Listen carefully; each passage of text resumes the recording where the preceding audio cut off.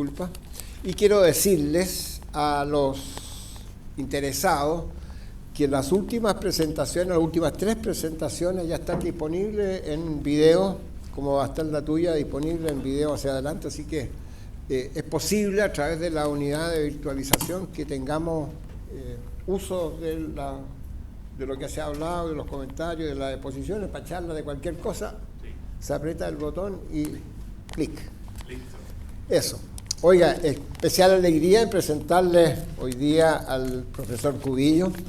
Yo tuve la alegría de hacer seminarios del Departamento de Biología con Cubillo, hará unos 7 años, 8 años atrás, y entonces trajimos a mucha gente para biología y nos costaba, porque costaba que vengan los profes y todo lo demás, y sigue costando, creo que hoy día tenemos un bajón igual, así que, oiga, el profesor Cubillo es de pregrado, es ingeniero en biotecnología de la Facultad de Ciencias de la Universidad de Chile. Esa fue una generación mítica. Yo creo que los primeros 3, 4 años generaron científicos de un nivel espectacular. No sé si era porque se juntó gente extraordinaria, los niveles, los puntajes, los niveles de exigencia han sido brutales, y todos ustedes son campeones, pues las primeras generaciones son todos gente muy destacada. Terminó el año 2006 de su ingeniería en biotecnología, el 2007 las graduaciones y qué sé yo, inmediatamente entró a un magíster en genética en la Universidad de Chile, me imagino, sí. Ciencias biológicas en la, me imagino que era la Facultad de Ciencias todavía de la Universidad de Chile, y de ahí, muy motivado, hizo un doctorado en la Universidad de Nottingham, en UK, ¿ya? Un viajero, ¿sí? Que me parece extraordinario. Y me parece extraordinario decir 2 cosas en relación con tu doctorado. Primero, lo hiciste en un récord de tiempo de 3 años, que insólito. Ya venías con la idea clara y ya tenías una formación y ya estabas dirigido hacia la genética de Saccharomyces, que me imagino que eso fue parte de lo que hiciste allá. Y terminó no solo en forma express, sino que además terminó como el mejor alumno de su promoción. Quite an accomplishment, profesor, así que lo felicito, encuentro fantástico. Y terminado su doctorado, de estas cosas de la vida que yo no te fui a ver varias veces para que me explicaras, pero decidió optar a un postdoctoral en Francia, en París, ni más ni menos, estudiando Arabidopsis thaliana, que eso yo encuentro fascinante, pero genética de plantas, genética de levadura, en fin, bien movido, interesante. Y estando en París, llegó la oportunidad de poder, estas becas de inserción de Fondesit en ese tiempo, interesante porque hemos visto que los últimos 3 speakers, todos han tenido esta posibilidad a través de hadas madrinas, postular estando en el extranjero y poder aterrizar. Y tengo entendido que tú aterrizaste el 2013 en el SECTA, lo que hace ver que, mirando tu currículum, las colaboraciones con Claudio Martínez, importante, y que estabas tú con la Angélica Ganga también, todo el grupo de allá aprovechaste estas oportunidades. Y de ahí ya te quedaste en, no sé cómo fue la movida para cambiarte a química y biología. Faltaba un genetista acá en la facultad. Y te viniste, así que eso lo encuentro fantástico. Y ya estando acá, en la USACH al menos, te fuiste a Valencia a hacer una beca de otra cosa con un premio de... Y quiero decir que dentro de las palabras claves que caracterizan a Francisco hay 2 que creo que son muy relevantes. Primero, para mí entender, tú eres lo que yo llamaría un científico del siglo XXI. Estás con tu pasaporte al día, listo para salir al extranjero, armar una red de contactos formidable, nacionales e internacionales, colaborador con muchas personas. Y esto me hace ver que como científico apasionado, tienes tú una intensidad de trabajo en el laboratorio y una seriedad de tu trabajo brutal. Entrar por el pasadizo de tu laboratorio están claramente las carátulas de los papers del año 2002, 2020, 2022, 2024, muy ordenados, fantástico. Eso habla de tu intensidad y habla de tu amor por la ciencia y creo que eso te define muy bien. Y justamente yo creo, tu segunda característica, tu keyword, es que yo creo que porque tiene una red de contactos enorme, no te complicas la vida, es lo que me dijeron tus propios colaboradores. Oye, llama por teléfono, llama al amigo, oye, ¿qué pasa con esto? ¿Cómo se hace esto? ¿Qué pasaría con esto otro? Entonces, te da una versatilidad y un interés por solucionar problemas muy rápido. Según tus propios colaboradores, no te complicas por nada.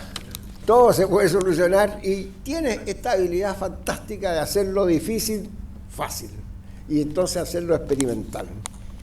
Entonces es muy interesante que estás, por supuesto, en un anillo, no, en un, ¿cómo se llama? En un grupo de biología integrativa. Es un instituto, ¿qué es lo que es? Instituto Milenio de Biología Integrativa, que estás dentro de los 6 principales, así que ahí hay nodos de comunicaciones y de interacciones muy interesantes. Fuiste presidente de la Sociedad de Genética, un hombre que está, genética molecular, como se llama tu laboratorio, absolutamente dedicado a su oficio y junta la investigación con la docencia como lo hacemos todos, pero también con las sociedades científicas del país, que yo creo que es otro plus. Entonces me había dicho, y el decano me dijo que Francisco tiene una cosa interesante, porque como hace Saccharomyces y hace fermentaciones en el laboratorio, experimentales, supongo, sí. Había dicho que bueno, experimentemos porque está haciendo ahora unos whiskies. Así es, ahí Lab made. Entonces, ahí estamos, mire, hay un testing.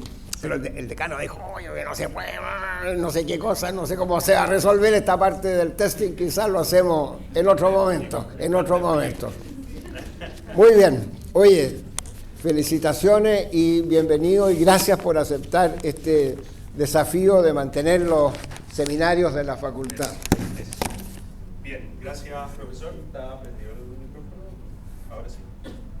¿Ahora estamos bien?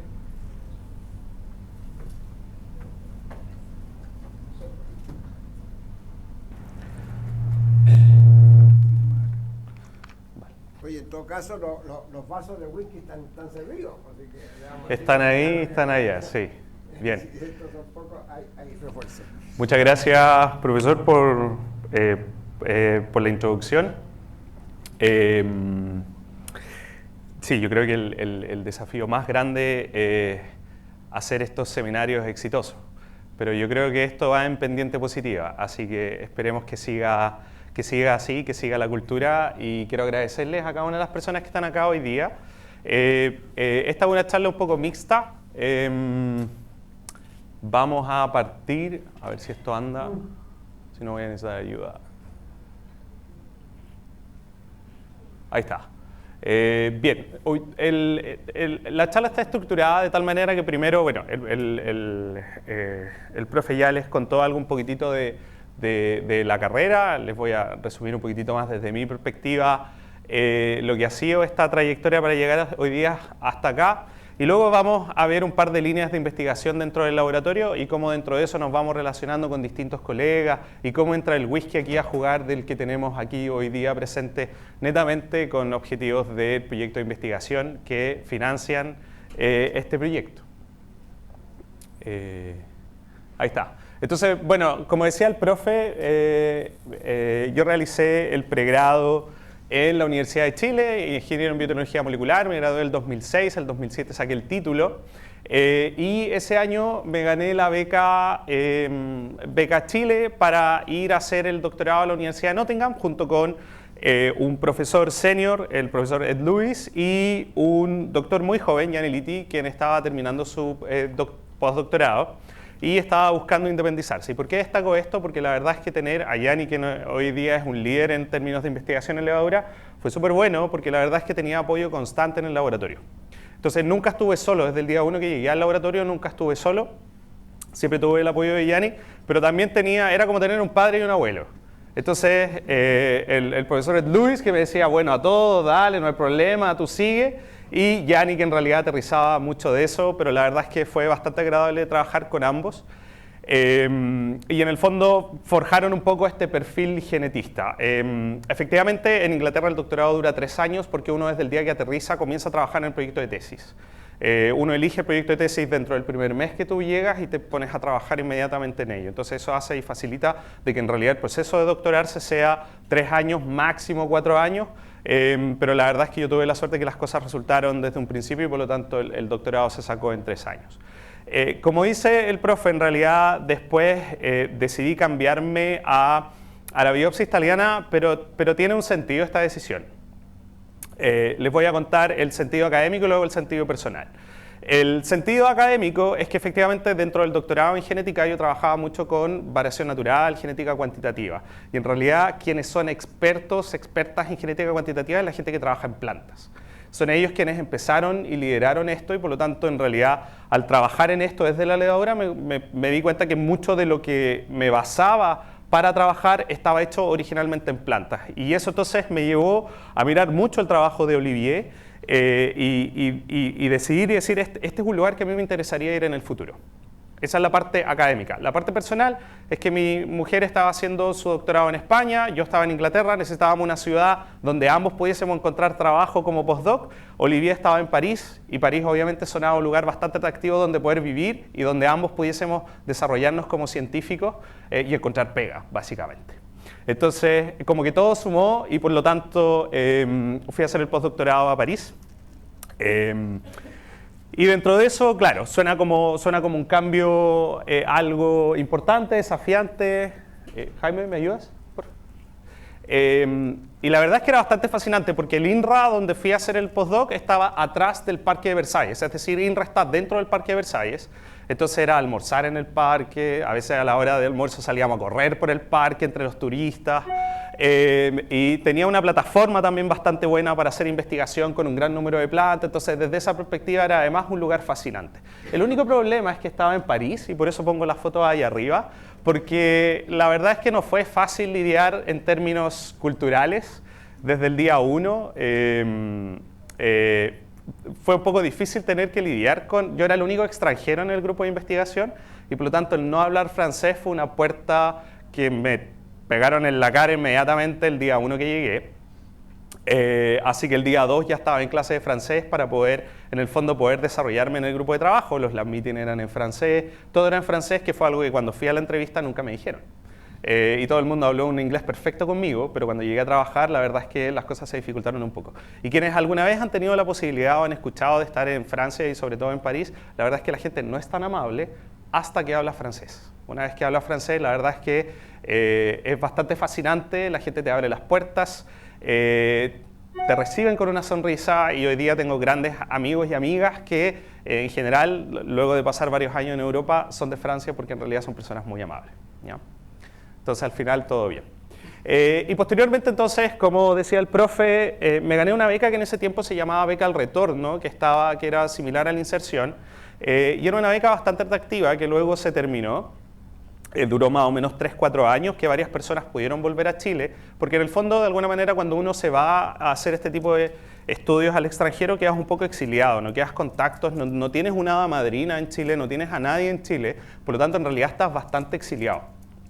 Y esto lo que intentaba era traer gente que estaba haciendo sus estudios o que había sido enviada por Chile a hacer sus estudios afuera y que por lo tanto pudiesen volver. Y una de las gracias era que uno podía elegir el lugar donde realizar la investigación. Era como un proyecto de inicio, similar a un proyecto de inicio, pero además te pagaba tu sueldo y te decía en un plazo de 6 meses tú tienes que elegir dónde desarrollarte. Y es ahí donde Claudio Martínez me contacta y me dice, vente para acá, vente con nosotros, vente al USACH, aquí te vamos a apoyar y una serie de condiciones que en el fondo ayudaron a que yo hoy día esté efectivamente acá. Un poco lo que prometió Claudio se cumplió, junto con la ayuda de la vicerrectoría y de distintas personas que estaban en ese minuto y entonces permitieron que hoy día esté acá y sobre todo después de la gestión de Claudio Acuña, necesitando un genetista en la facultad, hicieron que yo pueda estar acá hoy día. Y esa es un poco la vuelta al mundo que pegamos. Bien, ahora entrando en temas de investigación, un poco lo que nosotros nos motiva en el laboratorio y lo que más, lo que hace que andemos con la banderita un poco por el mundo es nuestro amor por la Patagonia, nuestro amor por el bosque y sobre todo poder estudiar y entender lo que ahí tenemos en términos de microorganismos, pero no solamente con un ámbito de explotación obviamente, sino que con un ámbito de protección. ¿Qué podemos hacer con estos recursos biológicos? ¿Qué podemos hacer con estos recursos naturales? ¿Cómo los podemos identificar, describir y sobre todo para que el día de mañana, si alguien nos pregunta, ¿pero por qué tendremos que proteger el sur de Chile? ¿Por qué es importante proteger la Patagonia? Tenemos los antecedentes para ello y eso es lo que nos motiva principalmente en el laboratorio. Bien, entonces nosotros en el laboratorio trabajamos distintas líneas de investigación. Aquí hay una foto del grupo, quizás algunas de las caras que están acá ustedes las han visto pasar por el laboratorio. Nosotros vamos desde lo que es la ecología de levaduras, partimos en el bosque, partimos identificando levaduras desde la corteza, desde el suelo, y luego pasamos por todo lo que es el área genética, y nos vamos a la genética dura, genética de poblaciones, genómica de poblaciones, mucha secuenciación. En paralelo está como el team fermentación, que caracterizamos estas mismas levaduras. Una vez que tenemos sus secuencias, vemos su potencial de fermentación. Cuando vemos aquellas que tienen un cierto potencial de fermentación, pasan a lo que es mejoramiento genético, entonces también está el team mejoramiento genético, el team biotech, y una vez que efectivamente llegamos a tener cepas o levaduras que tengan un perfil comercial, entonces pasan a esta última parte que es ya, aquí yo tengo como ejemplo híbridos lager, pero también hoy día tenemos algunos híbridos que están participando en lo que es fermentación de whisky. Por lo tanto, una pregunta importante que a nosotros nos interesa resolver es cómo podemos innovar utilizando estas nuevas levaduras y sobre todo las levaduras nativas que tenemos. Bien, entonces, un poco como estamos estructurados, esta diapositiva yo la uso cuando tengo que dar charlas fuera de Chile, pero en el fondo nosotros estamos ubicados una parte en la Facultad de Química y Biología, donde hacemos, este es el laboratorio, donde hacemos gran parte de lo que es la ciencia fundamental, donde hacemos la biología molecular, la genética, el aislamiento de levaduras, y también estamos ubicados en una segunda parte en lo que es la Fundación Ciencia y Vida, donde está el laboratorio del Instituto Milenio, que es el que tenemos allá en el primer piso de la fundación en Huechuraba, en Ciudad Empresarial.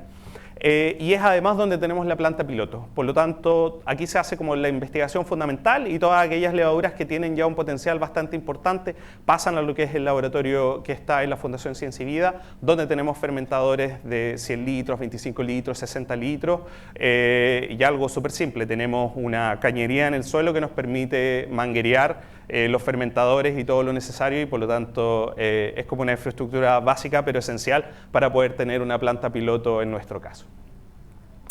Bien, entonces empezamos a hablar de fermentación y para aquellas personas que no son tan familiares con el proceso de fermentación, en particular de la cerveza, una de las complejidades que tiene el proceso de cerveza es que utiliza un grano de malta. El grano de malta es un grano germinado del grano de cebada. Y al estar germinado disponibiliza una serie de azúcares. Originalmente en el cereal están como almidón, pero con la germinación se activan una serie de enzimas que disponibiliza particularmente glucosa, maltosa, maltotriosa y distintas dextrinas. Estas son las azúcares que la levadura tiene que utilizar durante el proceso de fermentación que ocurre dentro de este estanque. Y esto no es un proceso bastante fácil porque en general a las levaduras les gusta la glucosa, pero la maltosa, que son 2 moléculas de glucosa, y la maltotriosa, que son 3 moléculas de glucosa, implica un poquitito mayor de gasto energético, tanto su transporte como su consumo. Entonces hay levaduras que se han especializado mucho en utilizar la glucosa, pero no así la maltosa y la maltotriosa. Dentro de las levaduras más importantes que se utilizan en el proceso de fermentación está Saccharomyces cerevisiae, que es la levadura del vino, la panadera y la de cerveza, y también está Saccharomyces pastorianus, que como su nombre lo dice, originalmente fue descubierta o fue Pasteur quien descubrió el proceso de fermentación y que lo describió, en el cual entonces ocurre esta liberación de CO2 y producción de etanol. Pero no solamente ocurre eso, sino que además la levadura lo que hace es, y cuando yo converso con productores de cerveza o de whisky, en realidad hace lo que se llama la biotransformación. Es decir, en este proceso hay una serie de precursores que la levadura toma, que son que no tienen olor, que no tienen sabor necesariamente, y la levadura lo toma y lo convierte en un compuesto el cual sí tiene sabor o sí tiene aroma, ¿ya? Y eso es lo que se le llama la biotransformación. Y la cerveza, ¿por qué estudiar cerveza? No es por un tema de alcoholismo, de que te gusta el alcohol, de que tienes un tema, sino que en realidad la cerveza ha sido bastante importante en nuestra historia en temas de humanidad.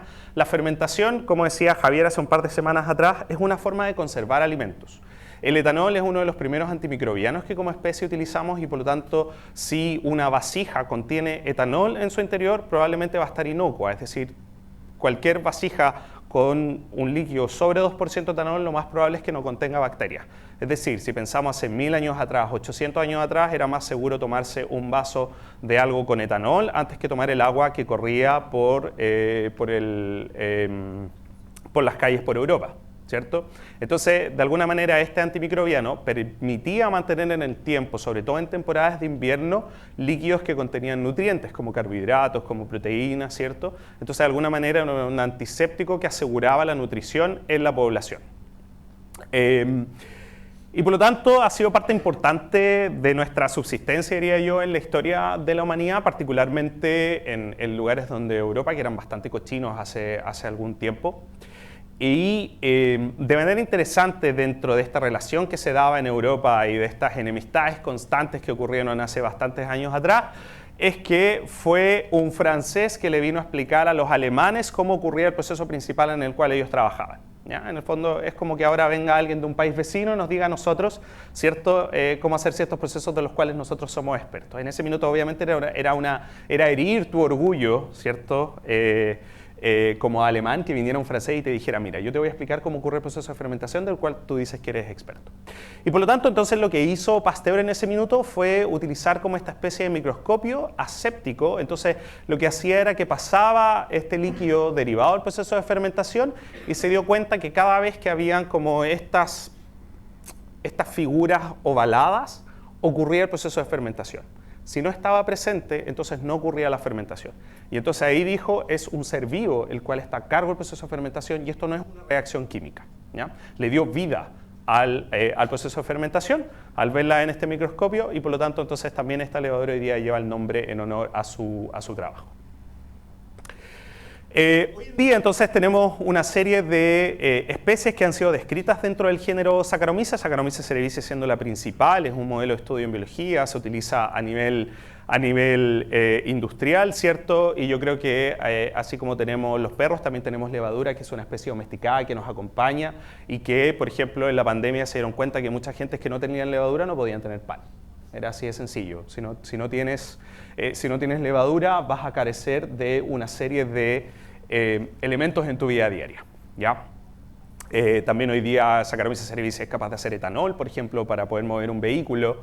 Y por lo tanto provee bastante y quizás más de lo que incluso ustedes creen. Sin embargo, el género Saccharomyces está compuesto también por otra serie de especies y Saccharomyces o las especies dentro de este género tienen la capacidad de poder aparearse entre ellas. Si bien los híbridos son estériles, sí tienen la capacidad de poder aparearse entre ellas y esto lo hace bastante interesante entonces porque estas levaduras se han apareado en distintos procesos fermentativos.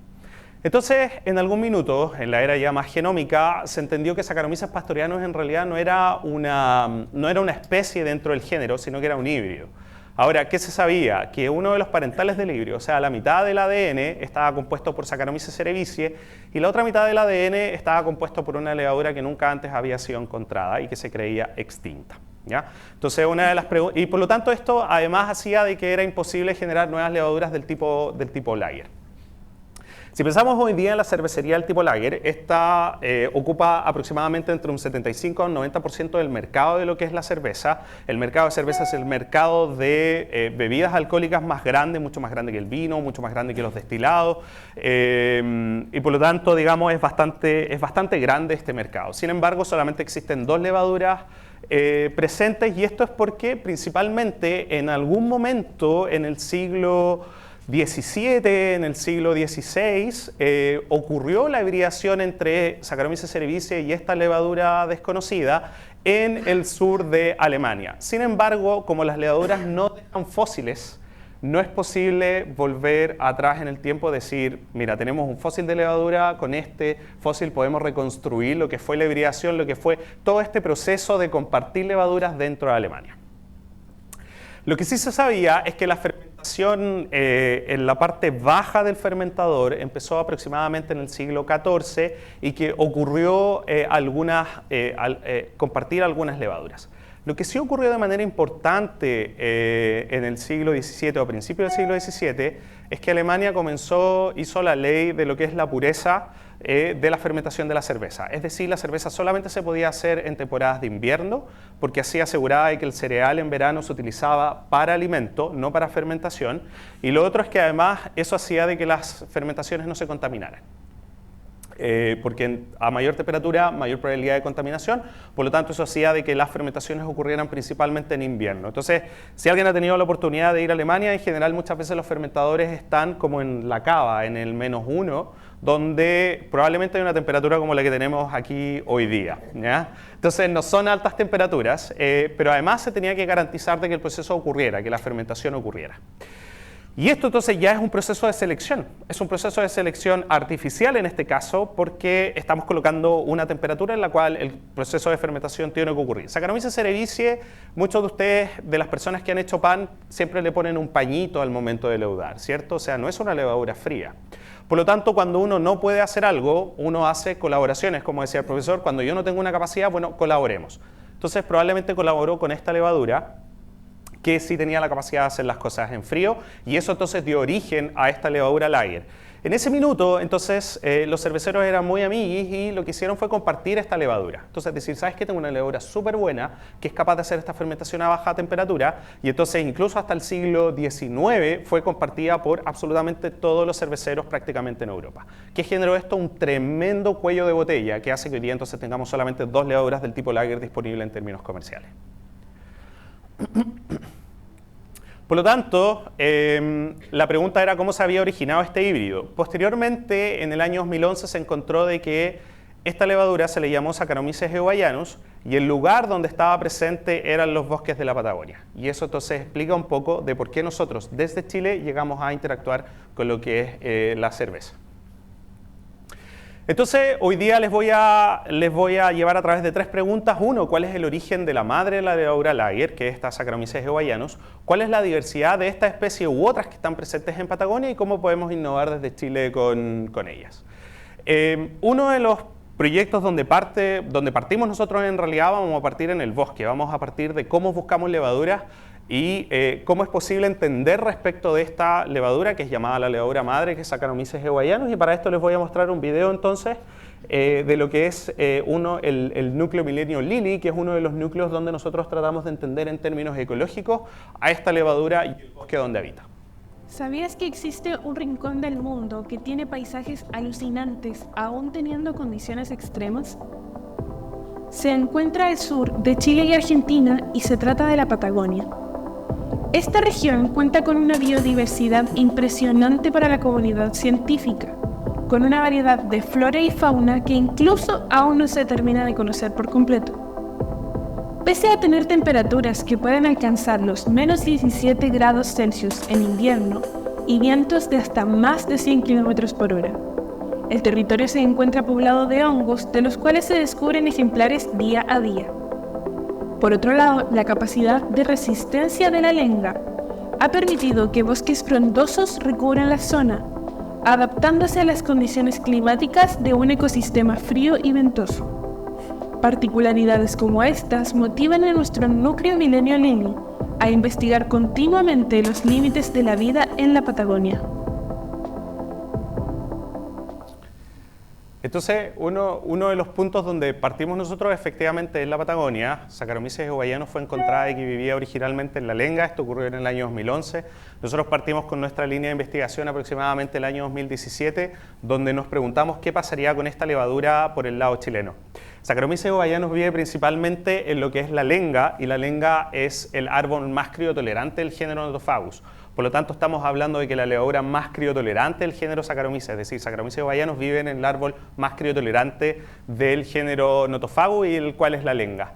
En particularmente el núcleo Lily, que es el límite de la vida, habla de cómo es la vida en el límite, ya valga la redundancia. Queremos entender cómo estas levaduras, estos árboles, los organismos asociados viven ahí. Y en el video ustedes veían a Cristiano Porto, que es estudiante del doctorado en microbiología, quien ha sido una de las personas más importantes y que ha colectado el mayor número probablemente de Saccharomyces eubayanus.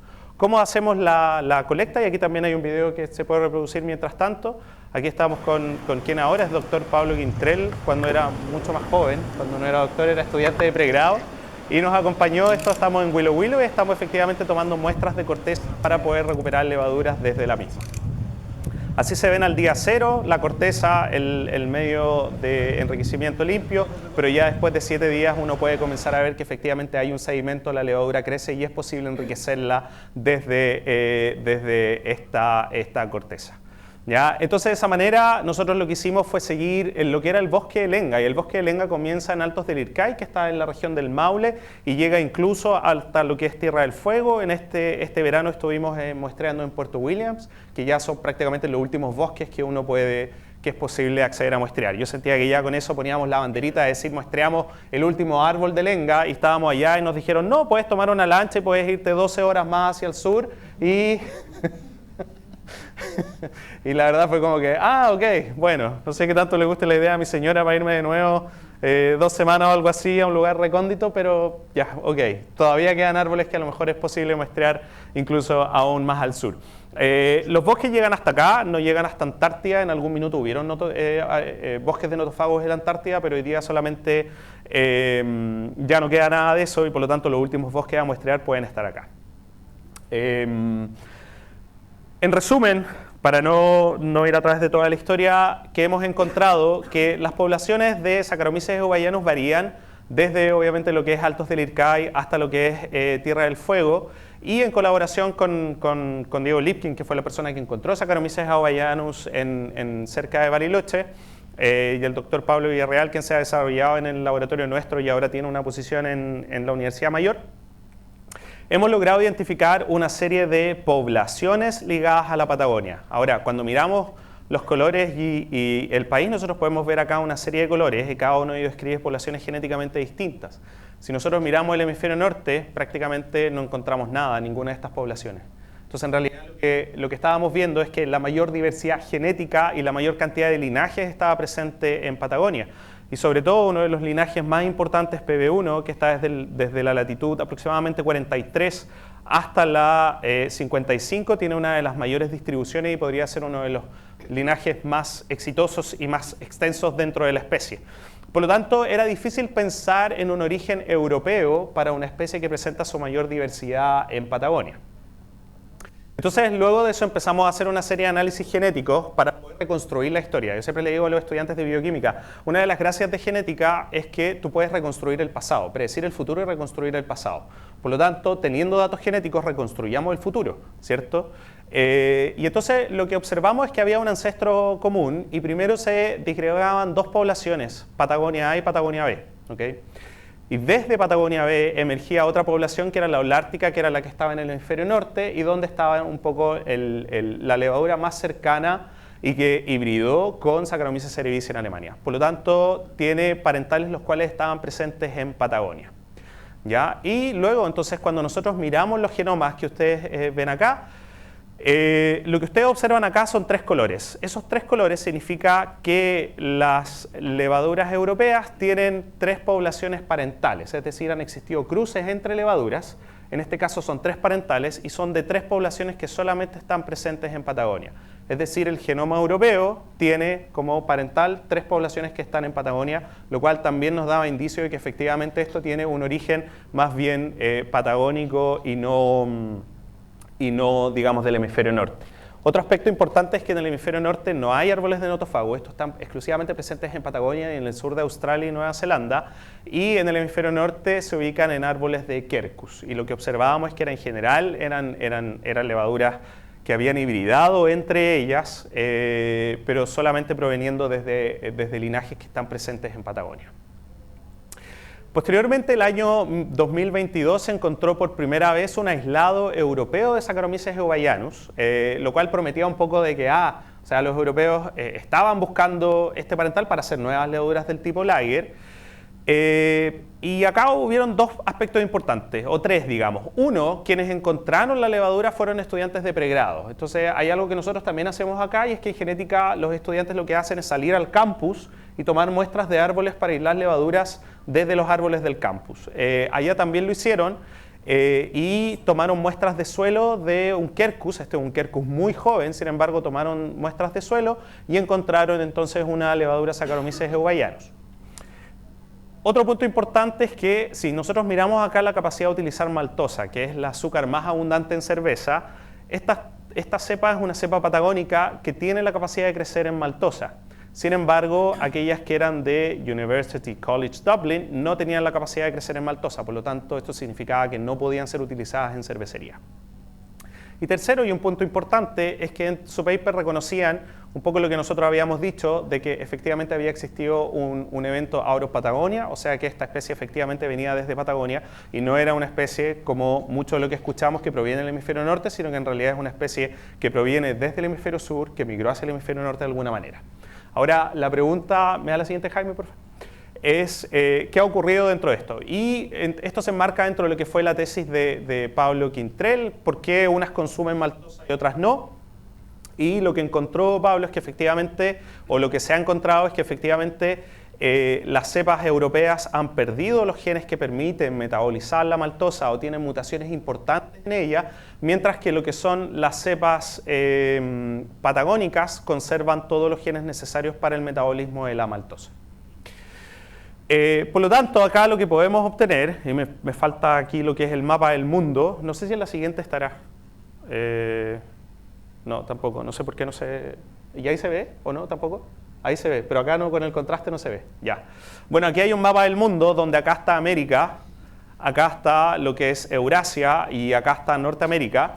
Entonces, en realidad, un patrón podría ser de que estas levaduras emigraron a lo que es el hemisferio norte por Estados Unidos, pasaron hacia Eurasia y posteriormente llegaron a Europa, ¿ya? Cambiando... No, tampoco, por algún motivo no se ve. Y, sin embargo, esa es una posibilidad. Si me das la siguiente, por favor.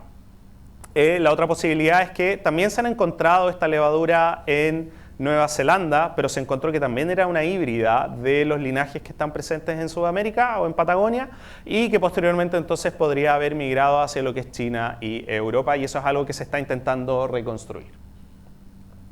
Bien, entonces de alguna manera establecimos que el origen de la levadura madre sería a nivel patagónico, y algo que olvidé decir es por qué se le llama levadura madre, es porque el híbrido tiene la mitocondria de Saccharomyces eubayanus. Por lo tanto, y eso es parte importante de por qué puede fermentar en frío, está dado por la mitocondria.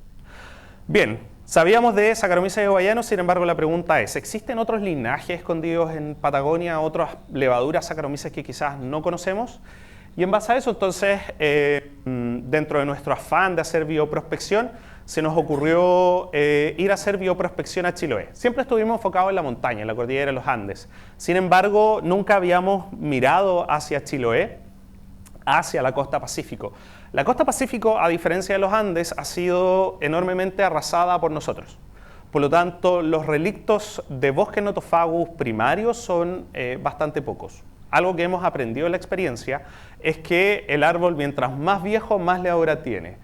Si el árbol es muy joven, no tiene levaduras. Por lo tanto, si ustedes cortan un bosque, ese bosque, toda la microbiología alrededor de ese bosque muere. Y no es capaz de recuperarse sino en 200, 300, 400 años.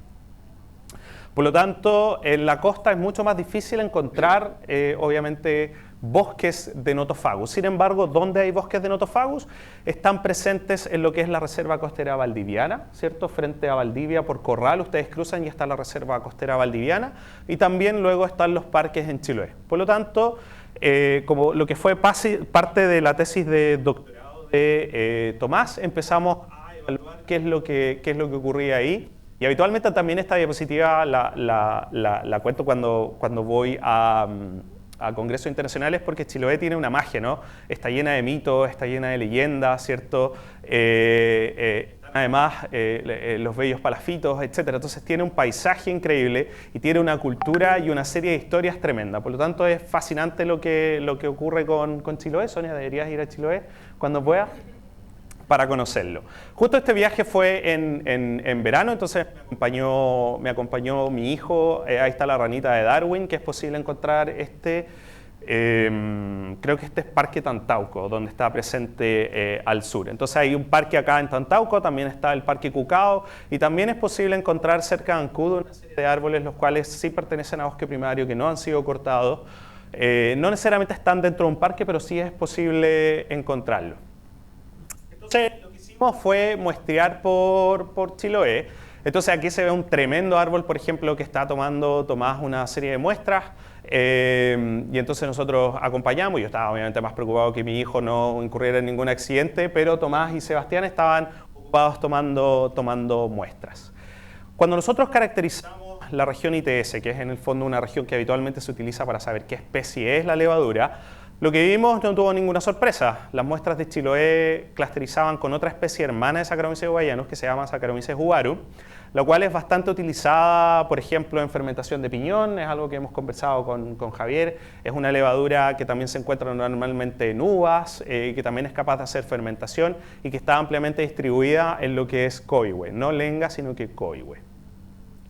Por lo tanto, esto no era sorprendente, así que seguimos avanzando. El proyecto de Tomás avanzaba en torno a lo que era la secuenciación y el estudio de estas levaduras en el contexto de Saccharomyces huvarum. De hecho, el nombre de su proyecto era descifrar o ver aplicaciones biotecnológicas en Saccharomyces huvarum. Sin embargo, a medida que comenzamos a avanzar en el proyecto, nos dimos cuenta que las muestras que teníamos desde coihue se agrupaban acá, en lo que era el clado Saccharomyces B y Saccharomyces A de Saccharomyces huvarum, e incluso Saccharomyces A y las cepas desde el hemisferio norte clusterizan acá. Pero las muestras de Chiloé estaban por acá, lejos. Estaban acá y se agrupaban de manera bastante cercana con unas muestras que habían sido obtenidas con algo que se llama Helicopter Science. No voy a dar nombres, pero unos investigadores europeos fueron a Australia, tomaron muestras, se las llevaron a Europa y las caracterizaron, sin la participación de ninguna investigadora o investigador de Australia. Nosotros las tenemos en el laboratorio porque están presentes en una colección hoy en día, pero solo algunas. Pero de manera interesante, las cepas nuestras se caracterizaban bastante cercanas acá. Y aquí les doy algunos datos respecto de distancia. Por ejemplo, nosotros con chimpancés, ¿cierto? Tenemos un 98% de identidad genética. Este grupo de Chiloé que nosotros encontrábamos tenía un 96% de identidad con respecto a Saccharomyces huvarum. Por lo tanto, nosotros decíamos, ¿serán o no serán la misma especie? ¿Serán el mismo grupo o no? Y por lo tanto, acá uno vuelve a la biología básica y está el concepto de, esto es una pregunta, imagino que Sergio la debe discutir bastante con estudiantes, ¿y qué es una especie? ¿Cierto? Cuando nosotros preguntamos, ¿qué es una especie? Una pregunta compleja. Y cuando empezamos a meternos en ese camino fue como, no estoy seguro si quiero responder esta pregunta. O si dejo que otra persona la responda, que fue un poco lo que hicieron los europeos. En su paper ellos decían, el clúster australiano es un clúster distinto, nosotros de manera conservativa no nos vamos a meter con este clúster. Y dije, bueno, ya, pero soy joven, me considero joven, puedo ser disruptivo y si me equivoco, después lo arreglo, no importa, vamos. Y entonces lo que hicimos fue, bueno, hagamos el concepto de especie biológica. Las levaduras son organismos sexuales, tienen meiosis y por lo tanto uno puede separar, aquí uno ve los 4 productos meióticos que se separan derivados de una espora. Entonces lo que hicimos fue, aquí por ejemplo, si cruzamos 2 levaduras, Saccharomyces huvarum, aquí le llamamos las Chilean, o sea las de Chiloé, con una cepa del hemisferio norte y lo que vemos es que esta es una de la cordillera de los Andes. Si la cruzamos con una del hemisferio norte se ve que hay viabilidad, o sea son la misma especie. Cuando realizamos lo mismo con las levaduras de Chiloé, ¿me da la siguiente, Jaime, por favor? Cuando cruzamos las de Chiloé con las del hemisferio norte, vemos que la viabilidad es mínima. O sea, si no generan progenie, la respuesta es no son la misma especie, ¿ya? Pero hoy en día el aislamiento reproductivo no es suficiente para decir que 2 organismos no son la misma especie porque existen otros cambios genéticos los cuales pueden llevar exactamente lo mismo a incompatibilidades, ¿ya? Incluso hay parejas de humanos que a veces no pueden tener hijos y eso no significa que sean distintas especies, ¿ya? Sin embargo, hicimos una serie de análisis genómicos, lo cual nos estableció de que estas levaduras tenían una distancia genética suficiente para poder llamarlas que eran especies distintas, y en honor a que fue encontrada principalmente en Chiloé, la llamamos Saccharomyces chiloensis, y fue escrita el año pasado dentro del trabajo y de la tesis de Tomás Peña. Yo creo que lo más difícil ahí fue cambiar la hipótesis de su tesis doctoral, porque no tenía nada que ver con esto. Entonces, convencer a la comisión de eso fue un poco difícil. Y entonces estuvimos en distintos medios, un poco dado que se descubrió una nueva levadura Chiloé, y sobre todo para aplicaciones biotecnológicas, porque obviamente todo lo que nosotros vamos encontrando en el laboratorio tratamos de ver cuáles son sus fenotipos y cuáles son sus aplicaciones biotecnológicas. Entonces, un poco lo que nosotros hacemos en el laboratorio es, aquí está Camila Urbina, que ustedes yo creo que la han visto subiendo y bajando la escalera en la facultad, y el doctor Pablo Villarreal, y lo que hacemos nosotros es de manera bastante simple, incluso algunas personas les han llamado arcaica, es ver cómo pierde peso la botella, que es en el fondo la pérdida de CO2 por el proceso de fermentación. A medida que va perdiendo peso porque pierde CO2, y de esa manera nosotros registramos la pérdida de peso, el cual es equivalente a la fermentación. Si luego nosotros medimos la cantidad de etanol producido o la cantidad de azúcar consumida, vamos a tener una relación perfecta respecto de ello, por lo tanto esto es harto más barato que estar mandando por HPLC todas las muestras. Aún así mandamos un gran número de muestras por HPLC, pero es una forma bastante rápida de ver si la levadura tiene o no potencial fermentativo. Lo que vimos con las levaduras de Chiloé es que, ustedes ven acá la curva de fermentación, vemos acá la levadura lager, ¿cierto? Y lo que vimos es que en realidad eran bien malitas para fermentar, lo cual significaba que no tenían ese potencial para hacer cerveza. Pero hoy en día el único mercado de cerveza que está creciendo es la cerveza sin alcohol. Por lo tanto, si está fermentando mal, en realidad lo que dijimos fue, bueno, pero esto puede tener potencial para una cerveza sin alcohol. Entonces, por ejemplo, acá vemos en naranjo esta levadura, la cual fermenta bastante poco, ¿cierto? Incluso menos que aquella azul, que es una levadura comercial que se utiliza para hacer cerveza sin alcohol. Por lo tanto, lo que veíamos en realidad era un potencial para hacer este tipo de cerveza, y esto se convirtió también en lo que es fue el proyecto de tesis de Francisca Alarcón de Ingeniería en Biotecnología. Bien, entonces encontramos una nueva especie. Patagonia sigue escondiendo linajes, y yo creo que esto también nos ayuda a decir por qué es importante conocer Patagonia, por qué es importante seguir muestreando, por qué es importante seguir caracterizando esta región. Ahora, podemos seguir innovando y podemos hacer cosas con estas levaduras, y hace algún tiempo atrás Jennifer Molinet, ¿cierto? Se ganó un postdoctorado Fondesit para realizar nuevos híbridos del tipo lager, y eso es algo que hoy día la doctora Sonal Villos está trabajando junto con un poco este equipo de mejoramiento genético para generación de nuevos híbridos, tanto Fernanda como Darío. Y entonces acá colaboramos con Claudio Martínez, que tenía una buena colección de Saccharomyces cerevisiae, como para poder hacer nuevos híbridos del tipo lager. ¿Y cómo es posible hacer esto? Bueno, una forma es obtener esporas, y estas esporas se cruzan y luego se seleccionan, y de esta manera entonces podemos obtener nuevos híbridos para ello. Un poco entendiendo de, jaja, Alemania, te ganamos, ahora nosotros somos las únicas personas que podemos hacer esto, porque Saccharomyces eubaea no solamente está presente en la Patagonia, tanto chilena como argentina. Los argentinos no están tan interesados en hacer esto, y entonces por lo tanto de alguna manera teníamos como los recursos biológicos para poder hacer esto.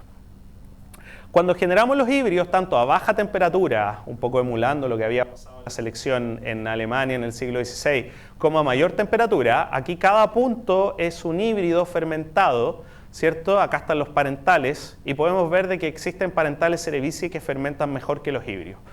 ¿Qué nos responde esto? Que el proceso de hibridación no es suficiente para poder hacer, digamos, mejores levaduras. No es suficiente. Ahora, en Alemania, ¿qué ocurrió? La hibridación, pero después utilizaron esta levadura durante 400 años. Por lo tanto, no es llegar a hibridar y utilizar, ¿ya? Entonces, el proyecto de Jennifer y también de Fernanda fue, bueno, hagamos una evolución, ¿cierto? Sometamos estas levaduras a una constante exposición a cerveza, de tal manera de que vayan mejorando, y para esto entonces en realidad hicimos o emulamos un medio que fuese parecido, utilizando las dos principales azúcares, o solo la principal azúcar, y etanol. Y el etanol por dos razones. Una es porque siempre ven etanol, y otra es porque, y no se asusten, el etanol tiene un efecto mutagénico, es decir, aumenta la tasa de mutación y por lo tanto va a ser más probable encontrar mutantes, la cual presenten una mejor capacidad fermentativa. Al realizar esto, entonces, después de, y para resumir 3 años de trabajo, Jennifer encontró, por ejemplo, el híbrido H4, que está acá, y este híbrido fermentaba tan bien como la levadura lager. Si bien no lo hacía tan rápido, sí lograba tener una capacidad fermentativa a la cual se asemejaba y por lo tanto ya tenía un perfil y una capacidad industrial bastante similar. No solamente nos interesa que fermentara rápido y que consumiera las azúcares, sino que además nos interesaba el perfil de aroma. Y entonces aquí lo que ustedes pueden observar es el perfil, estas 3 columnas son el perfil de la levadura lager comercial y esta es de la levadura que generó Jennifer. Y lo que podemos observar entonces acá es una serie de compuestos, ¿cierto? Algunos de ellos con aromas frutales, algunos de ellos con aromas no tan deseados. Y dentro de eso entonces podemos observar, y lo primero que yo trato de explicar es que estos perfiles son distintos. No queremos hacer otra levadura lager porque ya se hizo. Porque a veces algunas personas nos dicen, oye, pero ojalá sea igual a la alemana. No, es que para eso compran la misma. O sea, no, ¿para qué voy a hacer yo toda una investigación si voy a llegar al mismo puerto? La idea es que nosotros queremos generar algo que huela, que se siente, que se perciba de manera distinta y que genere otra experiencia al tomar cerveza. Bien, entonces estábamos logrando generar algo lo cual era distinto. Sin embargo, uno de los compuestos que nos molestaba un poco era este que se llama 4-vinil guayacol, el cual genera un olorcito un poco a clavo de olor, un poco que lo tienen bastante lo que son las cervezas belgas, es un olor un poquitito más intenso, entonces en general las cervezas lager se perciben limpias, como algo casi que no huela casi nada. Y por lo tanto esto entonces generaba en algunas personas un poquitito de un tono de atención. En base a esto entonces empezamos a generar como estas Chilean Lager y cuando publicamos el paper con la Jenny el año pasado, la verdad es que esto llamó bastante la atención a nivel internacional, sobre todo nos llamaron del Washington Post, The Economist y de otros diarios alemanes y desde otros lugares. Y nadie es profeta en su tierra. Acá creo que aparecimos en una columna en el Mercurio, que fue como los únicos que nos llamaron en algún minuto. Pero el resto, la verdad es que en términos internacionales recibió bastante atención y eso hizo que hoy día tengamos una patita en Europa intentando hacer algunos acuerdos comerciales. Bien, pero como les decía anteriormente, a algunas personas les molestaba un poco este aroma. Sin embargo, donde este aroma es bastante bienvenido es en whisky. El whisky sí presenta estos fenoles ahumados, y por lo tanto entonces es la foto que encontré, Javiera, del IBIO. Hoy día la persona que está trabajando de manera intensa en ello es Javiera Hunda. Y este es un proyecto el cual hoy día está financiado por Corfo, tenemos una startup, y partió con un Fondef junto con el doctor Rodrigo Gutiérrez, porque en el fondo lo que estamos intentando hacer es un whisky completamente nacional. Fernanda, ¿nos pueden ayudar a servir el whisky, por favor? Un whisky a nivel nacional en el cual todos los ingredientes son 100% generados en Chile. Cuando uno piensa en un whisky escocés, de manera paradójica, solamente la turba que se utiliza para ahumar las maltas son escocesas. El resto, la cebada es alemana, la levadura es alemana. Los tanques o los barriles donde se madura el whisky son franceses y el agua es escocesa. Entonces, en el fondo, los escoceses son como un perfil de el mejor whisky es el escocés, pero prácticamente nada viene de Escocia.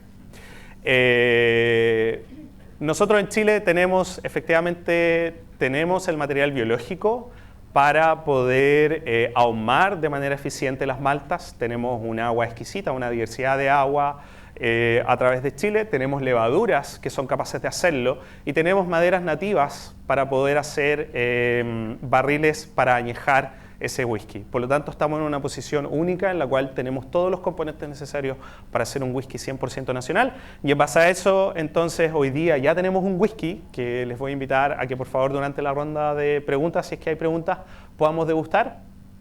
Para darle una bajada un poco a esta charla y que no todo se quede en una diapositiva, sino que esto de verdad que existe. Bien, entonces a través de hoy día les conté un poco cómo fuimos descifrando de que efectivamente la levadura madre, de la levadura lager, tiene un origen patagónico, que hay más linajes escondidos en Patagonia y que probablemente aún hay más por encontrar, como por ejemplo Saccharomyces chiloensis, y que tiene un potencial biotecnológico, y de esta manera levaduras nativas son posibles de utilizar en brebajes fermentativos varios. No quiero irme obviamente sin agradecer al grupo de trabajo, que todo lo que les mostré hoy día ha sido desarrollado por distintas personas. Esta fue una foto que nos tomamos en el verano del grupo de trabajo. Hay distintas personas que están en pasantías, además que nuestro grupo se divide entre las personas que están acá y gente que está en la fundación, ¿cierto? Junto con ello, colaboradores nacionales, como decía el profe. Nuestro grupo de trabajo está basado en lo que es la colaboración tanto nacional e internacional. Por lo tanto, desde los colegas del Instituto Milenio, del Núcleo Milenio, ¿cierto? Distintas personas que están ligadas a nuestro grupo de trabajo también a nivel nacional, pero también aquellas a nivel internacional que en el fondo van dando feedback. Y no solamente hoy día dando feedback, sino que hay diversas personas las cuales ven nuestro laboratorio como un lugar de crecimiento. Siempre nosotros estamos mirando de cómo enviar gente o de cómo nosotros nos conectamos con el hemisferio norte particularmente, y cómo nos enriquecemos nosotros y cómo vamos a aprender allá, pero hoy día nuestro laboratorio, y yo creo que sobre todo AEMBO y estar en el mapa AEMBO, nos permite entonces ser un lugar donde muchas personas eligen como destino, así como Sonia hoy día viene de España, es postdoc en nuestro lab, eligen nuestro laboratorio como un lugar para poder avanzar científicamente, lo cual a nosotros nos enorgullece de manera muy importante. Y quiero agradecerles con un whisky hoy día, que ustedes estén acá y que hayan venido a escuchar esta charla, que espero les haya gustado.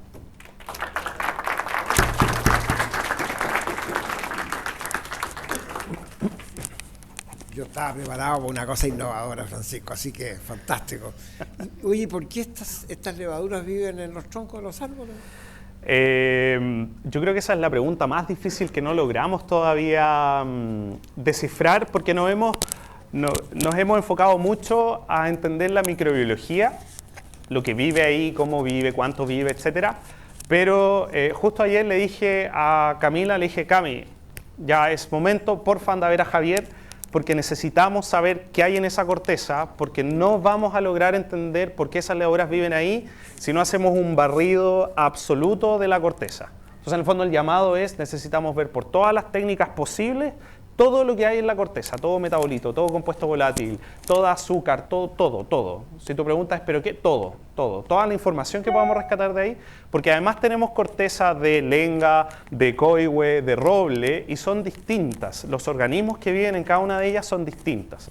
La pregunta es, ¿por qué? ¿Qué tiene cada una de ellas? Desde el pH, desde cómo están compuestas, y cómo eso explica la microbiología.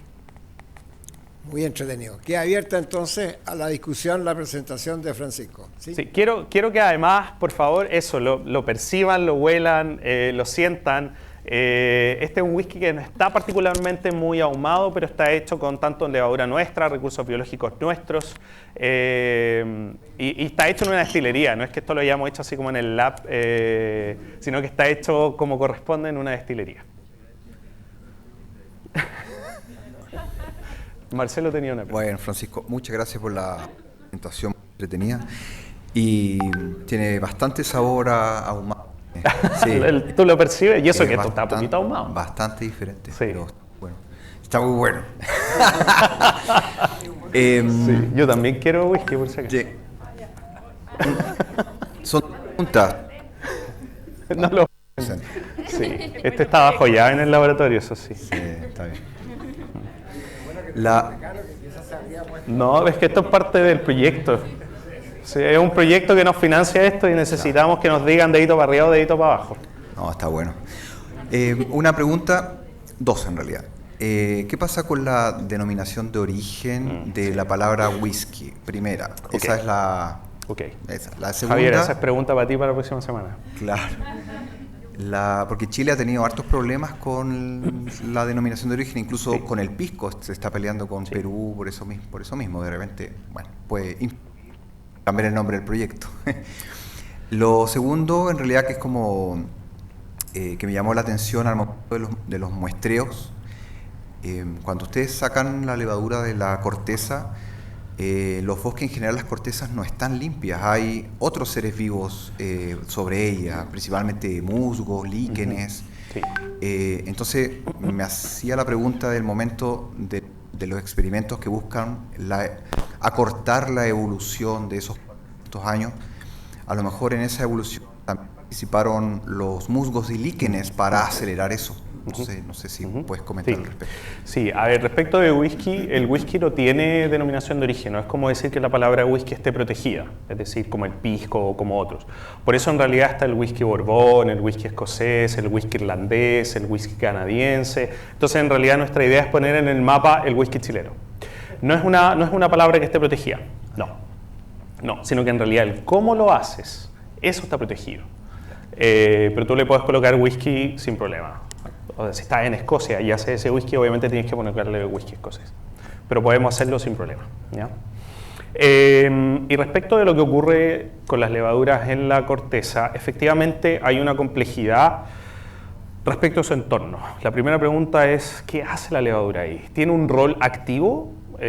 Mi hipótesis es que en realidad lo que hace es que tú cuando ocupas un lugar, impides que otro ocupe ese lugar. Entonces a lo mejor al árbol no le sirve más que hay alguien ocupando esto, que más encima secreta etanol. Entonces, si viene un patógeno, quizás ese patógeno no sobrevive porque está esta levadura que es capaz de hacerlo.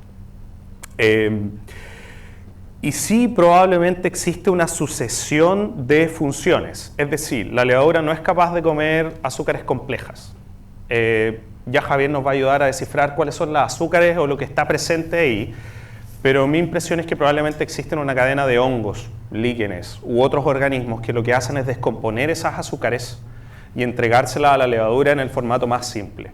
Por eso digo que la levadura a lo mejor es como el perro. Igual que nosotros, que de repente uno dice, ya mira, ya comí, este hueso no me lo voy a comer, se lo vaya al perro. La levadura está esperando de que los hongos, lo que no comieron, ellas se lo van a comer y que son las azúcares más simples y menos complejas. Entonces yo creo que va un poco por ahí. La diferencia es que nosotros en el mosto de fermentación le damos todo listo, ¿cierto? Está cocinado, literal, ¿ya? Por eso es un organismo domesticado también en la cervecería, ¿cierto? O en las condiciones de fermentación industriales, pero no así en la naturaleza, donde probablemente la situación es un poco distinta, pero la pregunta es ¿por qué produce esos aromas que son también bastante agradables? ¿Por qué quieren que un insecto la tome y se la lleve a otro lado? Los insectos son atraídos por los mismos aromas que nosotros, lo que ustedes estaban haciendo ahora de oler, de gustar, etcétera. Los insectos también son atraídos por eso. Entonces a lo mejor ellos pueden pescarla y la llevan a otro árbol, por ejemplo. Gracias. Está abierta la discusión entonces, ¿sí? Vamos a aprovechar la cercanía del micrófono, ¿sí? Y después le pasamos al profe Carlos. Hola, muchas gracias por la charla, estuvo muy interesante. Y tengo curiosidad con respecto al whisky, que tenía una sensación un poquito como picante, como yo no sé mucho de whisky, sí, pero entonces no sé si es algo que pase con todos los whiskies o es algo característico de la levadura que usaron, como ese saborcito. Yo creo que es una mezcla, ¿cierto? La experiencia que tú estás teniendo es un poco una mezcla que va particularmente, yo diría, por el ahumado que ha recibido las maltas y junto con ello cómo la levadura transforma algunos de esos precursores en una serie de compuestos que luego es lo que tú percibes, tanto en aroma como sabor. Entonces, y particularmente lo que percibes es lo que se llama el regusto. Estamos notando todo esto porque esto es una cata en torno al proyecto y por eso bebimos el whisky. Para que quede anotado, ¿cierto? Justificado. Porque es parte de entonces, esa experiencia que te deja y es algo que nosotros evaluamos, porque hay whiskies como que pasan y listo. En cambio hay otros que tú sigues. Probablemente varias personas ahora siguen con esa sensación y ese es el regusto. Y la idea es que ese regusto sea algo agradable y no algo que te quede así como cuando tomáis un remedio, que después decís como que me quedó la garganta súper incómoda. No, sino que algo que de hecho como que sigues percibiendo. Para mí fue agradable, pero sí tenía como esa sensación como de que fuera canela, como cuando la canela pica un poquito, algo así parecido. Ahora, algo interesante frente a lo que tú nos indicas es que cuando hemos conversado con catadores expertos, nos dicen que perciben una serie de elementos herbáceos que normalmente no están en el whisky. Y yo les había dicho que originalmente lo que nosotros queremos es diferenciarnos. Es decir, esto yo no lo encuentro en ninguno de los otros. No, porque este es un whisky chileno. Y ese whisky chileno tiene esos productos herbáceos. Está muy Rodrigo, muchas Te gracias. queda ahí. Será Lo mismo pasa con los vinos. Tienen Sí. que diferenciarse. Claro, porque si no va a dar lo mismo. Gracias, Francisco, por la degustación. Para contribuir a la parte de degustación, curiosamente, ahora no me supo menos rico que la vez anterior. Ya, ok, interesante. No sé bien cómo decirlo, fue en verano, Sí. ¿ya? No El digas fac- dónde ni cuándo. El factor de temperatura no puede influir, no me supo igual. Este me gustó menos, de hecho, Ya. ¿ya? Pero no sé por qué, no soy catador. Ya, pero También este whisky ha tenido otro tiempo de maduración. Entonces, todo eso lo vamos tomando en consideración. ya. Ya, yo soy de los clientes jodidos entonces. No, para nada. Ya, me llamó mucho la atención la diapo que no se vio, ¿ya? Sobre la parte como, llamarlo como historia biogeográfica. Yo puedo entender por el sur de Chile, aquí voy a apelar a mi lado biólogo, de que los eventos de las últimas glaciación moldearon lo que es la distribución de bosques templados, Perfecto. separados de los de la Patagonia de Chile. Así que no me sorprende una mayor diversidad en los bosques templados. Muy bien. ¿Ya? Sí me llama la atención, y yo creo tal vez una pregunta que no has respondido, es cómo puedes hacer estas flechas de tránsito entre los distintos bosques, porque una cosa es la genética y otra es la biogeografía, el factor humano, no sé si uno podría especular algo ahí de esos movimientos. Ya, efectivamente en Chile tenemos una historia que ha sido, o una biodiversidad que ha sido moldeada de manera importante por las glaciaciones. Entonces, por ejemplo, en Saccharomyces guayanus lo que nos dimos cuenta es que la población más diversa está presente en toda la región que estaba congelada, de hecho. Entonces, en base a eso hemos detectado valles de recuperación de biodiversidad, que en el fondo luego fueron lugares que no se congelaron, a partir de los cuales emerge el resto de la diversidad, y eso en levadura lo hemos visto que aplica bastante bien. ¿Dónde aplica bastante bien? Por ejemplo, en Saccharomyces chiloensis, donde la mayor abundancia de esta levadura la encontramos justo en el lugar que no se congeló en Chiloé, que es cerca de la región de Ancud. Hacia abajo es más difícil encontrarla, pero en esta región es más simple. Entonces, estamos intentando conectar el hecho de que a lo mejor esta no es una levadura que le guste estar congelada, y por eso vive en la costa, donde en realidad nunca llegas a temperaturas de congelamiento. En cambio, los Andes no es capaz de sobrevivir, ¿ya? Y por lo tanto tenemos que la biogeografía ha sido muy importante para moldear la distribución de la levadura, o a lo mejor en realidad la distribución de los bosques, y junto con ello de las levaduras que habitan esos bosques. Y por eso para nosotros es tan importante entender esta asociación entre la levadura y el árbol donde vive, porque luego ese bosque determina la distribución de la levadura. Saccharomyces guayanus es muy diversa genéticamente bajo el paralelo 43. Bajo el paralelo 43, el árbol más abundante es Nothofagus pumilio, que es la lenga. Por lo tanto, un mayor número de individuos de lenga favorece una mayor diversidad genética en esta levadura también. Y tu segunda pregunta era respecto de la migración. Eventualmente a veces hemos tenido esta volada científica de poder trabajar con algunas personas que trabajan con aves migratorias. Entonces el objetivo es identificar si es que en las heces de aves migratorias podemos encontrar levaduras, porque el hecho que estén en las heces no significa que sea una migración exitosa, ¿cierto, Cami? Pero sí puede implicar de que se están moviendo. Entonces a lo mejor con que una llegue cada 10 años, 20 años y se establezca, Quercus a lo mejor no es el lugar ideal para vivir, pero bueno, a través de la hibridación logran solucionar esta poca capacidad de vivir ahí, y por eso a lo mejor en el hemisferio norte todas las levaduras son híbridas entre linajes patagónicos, porque ningún linaje es capaz de establecerse, pero si hibridan, suman y se logran establecer. O a lo mejor en la guata del ave se hibridan y luego se establecen en el hemisferio norte. La gran pregunta, y este verano o en marzo estuve en Nueva Zelanda y en Australia muestreando con mis colegas de allá, no haciendo helicopter science, sino que en el fondo muestreando con ellos, las muestras se quedaron allá obviamente, con el objetivo de encontrar dos especies, Saccharomyces chiloensis, que probablemente solamente está distribuida en el hemisferio sur, en bosques de Nothofagus, y Saccharomyces guayanus, porque esto nos va a permitir responder si es que a lo mejor la migración fue desde América, Patagonia, hacia Nueva Zelanda y luego hacia Asia, o si fue a través de Norteamérica, en el fondo para ir encontrando estos eslabones perdidos para reconstruir el pasado, ¿ya? Y poder datar efectivamente hace 1000 años o dentro del contexto humano o fuera del contexto humano. Esto pasó antes de la glaciación, durante la glaciación, después de la glaciación. ¿En qué minuto pasó? ¿Ya? ¿Ha mostrado Notofagus alessandri? Sí, no encontramos mucho hacia acá. En realidad, mientras más templado y lluvioso el bosque, más diverso. Entonces, en el Alessandri no encontramos tanto. Un bosque interesante que encontramos algunas cosas y no hemos seguido mucho es un bosque muy pequeñito que está cerca de Constitución, un poquitito más al norte, que se llama Los Ruiles, creo, el bosque. Entonces hay una serie de notofagus ahí que es lo que quedó un poco, que no fue cortado. Está el gualo, el ruil y otra serie de notofagus que son muy escasos, están solamente presentes ahí.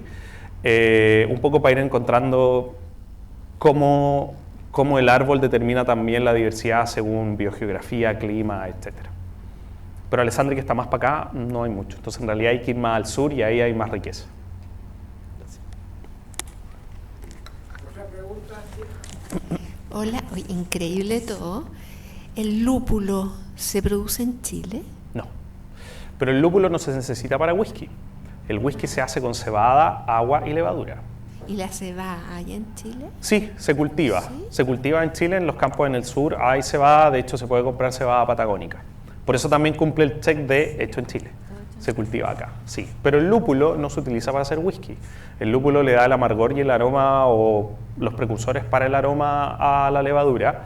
Se utiliza en cerveza, pero no en whisky, porque los aromas y sabores de whisky están principalmente dados por el ahumado de la malta, por la levadura y por el añejado en barrica. Entonces ahí no hay lúpulo. ¿Y la malta se produce en Chile? Claro, porque esa cebada lo que hace es, de hecho la planta, por ejemplo, que trata las maltas está en Melipilla, en Maltexco.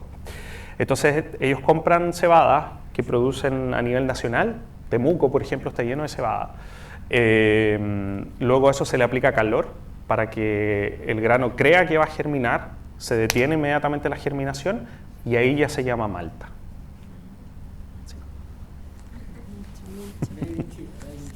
Oye, háblanos de patentamiento. Bien, es una excelente pregunta. ¿Cómo ha crecido el patentamiento? Ok. Nosotros particularmente no trabajamos en términos de patente. Depende de lo que estamos hablando. Por ejemplo, en el Instituto Milenio nos interesa bastante lo que son las tecnologías libres. Es decir, herramientas, por ejemplo, para profesores, herramientas para laboratorios, los cuales permitan tener y avanzar en el trabajo. Las patentes son un poco más complejas. Entonces, una forma con la que hemos estado trabajando en la DGT acá es a través del secreto industrial, más que la patente. Y el secreto industrial en el fondo es un trato que uno tiene junto con la universidad y luego la universidad con quien sea que quiera utilizar esa tecnología, y es un poco más straightforward que la patente. Nosotros no somos tan partidarios de la patente, a no ser que sea extremadamente necesario, pero estamos amparándonos más por el secreto industrial. Por ejemplo, el whisky que ustedes ahora tomaron está bajo secreto industrial, que nos permite entonces, no es secreto hacer whisky, es secreto cómo hacer este whisky para llegar a él. Todo made in Chile, que eso es... Todo made in Chile, sí. Pero lo que sería interesante, por ser una levadura endémica de Chile, de lo que te escuché, sí, tiene esto, sí, pues, porque, no sé, pienso yo, porque tiene un fin económico, después la puedas vender Claro, y... claro. Hay que ver, nos interesa más como el proceso completo más que solo la levadura, porque claro, yo podría haber dicho, hay una levadura para hacer whisky, pero en realidad hagamos el whisky. O sea, entre una conversación y otra fue como, es que mejor hagamos el whisky y vendamos whisky. Eso es lo que... Y encontrar los partners que te puedan apoyar en ello. ¿Sí? Hay tus colaboraciones de nuevo, pues, fantástico, porque una cosa es ser Así es. genetista molecular y otra cosa es hacer whisky. Pues. Sí, pues no... De todo se aprende en la vida, pues eso es fantástico, la gente joven. Yo les dije, un científico del siglo XXI, a mi gusto, ¿sí?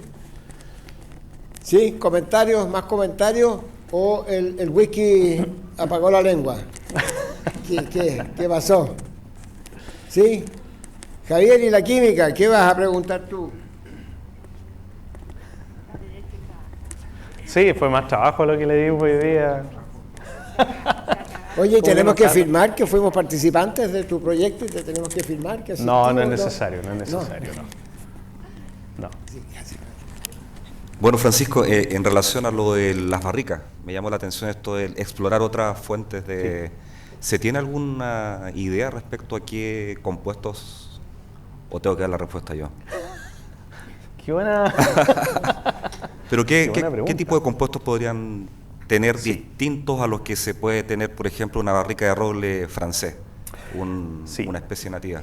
A ver, depende, porque muchas veces en el whisky se añeja o se madura en barricas de segundo uso. Entonces, en realidad, a veces bastante de los taninos o lo que quedó ahí pasa al whisky, muchos de los fenoles. Ahí empieza a existir una interacción y un cambio. Entonces, por ejemplo, obviamente el whisky requiere al menos 3 años de añejamiento. Lo que ustedes tomaron hoy día no es un whisky que lleva 3 años en una barrica porque el proyecto partió hace 2 años. Pero sí se pueden utilizar lo que se llaman mini bloques. Entonces, en realidad, lo que nosotros fue hacer como un envejecimiento, un añejamiento acelerado, con mini bloques que le va entregando ese contacto con la madera para poder tener el perfil que ustedes tuvieron hoy día. Ahora, eso es algo que nosotros hemos estado viendo en un minuto contigo, ¿cierto? ¿Qué ocurre con los fenoles, sobre todo? Porque la levadura le entrega algo de eso, desde lo que viene con la malta, la levadura, al whisky. Y luego al estar en barrica existe un proceso que no necesariamente va a aumentar la cantidad de fenoles o que tú puedas percibir, sino que a veces incluso, y es una pregunta súper importante, si en las barricas nativas ¿qué va a pasar con el color? Porque es parte de la pregunta experimental, ¿qué pasa con el color y qué pasa con los sabores? Hay una serie de sabores que son como absorbidos por la barrica de alguna manera, entonces parte de la complejidad que tú tienes con el whisky joven lo pierdes en cierto aspecto con la barrica y ganas otros componentes. Y eso es parte de lo que tenemos que empezar a evaluar ahora. El proyecto termina con tandas de, la primera barrica llena. Estamos en eso ahora, haciendo fermentaciones para llenar una barrica y tenemos que ver el desempeño de la barrica. El lunes pasado estuvimos en la tonelería TN Coopers, que es con quienes trabajamos y están en Curacaví, porque para ellos también es así como... No sabemos cómo se comporta una barrica de madera nativa. Hemos hecho una serie de barricas de quercus, de roble, eso lo dominamos súper bien. Pero la barrica de madera nativa no es igual a la madera de quercus. Por lo tanto, va a aguantar 3 años, va a quedar igual el whisky, qué va a pasar con el color.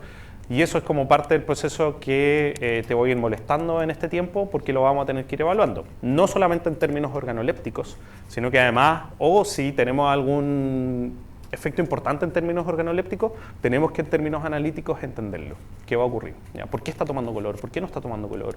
¿Y por qué está tomando lo que está tomando? ¿Ya? El agua también es súper importante. ¿Y a dónde han usado Depende. el agua ahora? Si ustedes hablan con el destilero, va a decir, yo puedo tomar agua del río Mapocho, limpiarla, pasarlo por osmosis reversa y va a quedar pura, transparente, perfecta. Yo creo que el tema del agua va más que nada por un tema de venta, es decir, hoy día Valdivia, las aguas más limpias, etcétera, pero si lo pasáis por osmosis reversa te queda igual. O sea, como que desde el punto de vista químico, como que en realidad es más la magia, ¿cierto? No sé, hay una empresa de vodka que lo que hace es traer agua desde los Andes y llevarla a Polonia para hacer vodka con agua de los Andes. Pero al final, no sé. Es más marketing. Yo creo que sí, sí.